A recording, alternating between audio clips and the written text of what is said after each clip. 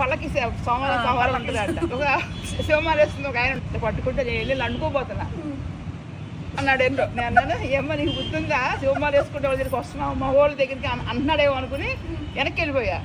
తర్వాత నేను ఈ పోస్ట్ పెట్టగానే ఆయన ఫోటో పెట్టి ఆయన మొహం ఫోటో పెట్టి నేను మీతో మాట్లాడానమ్మా అని పెట్టి మీరు ఏమన్నారండి నన్ను బుద్ధి అంటున్నారేమో అనుకున్నానంటే కాదమ్మా మీరు బాగా.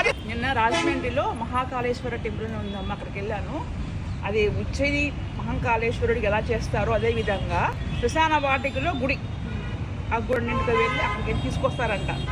చితాభస్మాన్ని తీసుకొచ్చి దాంతో అభిషేకం చేస్తారంట. నాతో పాటు ఒక అమ్మ వచ్చింది. ఆవిడేమన్నారంటే మేము లోపల రాలే అండి, శ్మశానంలో కూడా అంటున్నారు కదా మేము బయటే ఉంటామన్నారు.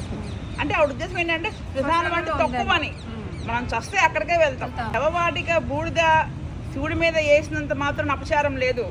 ఆ కాలి బూడిదైనటువంటి బూడిద కపటాలు కుసిద్ధాలు వాళ్ళ రెస్పాన్సిబిలిటీస్ వాళ్ళు నిర్వర్తించకుండా వాళ్ళు మలినమైపోయిన భస్మం వేస్తే అప్పుడు అక్కడ అపవిత్రమ ఉద్యమం తప్ప వాళ్ళ బాధ్యతలని సక్రమంగా చేసి 10 మందికి మంచి న్యాయం ధర్మం వాళ్ళ చిన్న వాళ్ళని ఆదరిస్తూ పెద్దవాళ్ళని ఆప్యాయంగా చూసుకునే వాళ్ళ యొక్క శవం తాలూకా భస్మంతో అభిషేకం చేస్తే మాత్రం ఆ శివలింగం చాలా ఆ పరమేశ్వరుడు సాక్షాత్తం చాలా ఆనందపడతాడు. కానీ చాలా మంది వస్తున్నారు గుడికి. ఉజ్జయినిలో మరి యాక్సెప్ట్ చేసింది, ఇక్కడ యాక్సెప్ట్ చేయరు.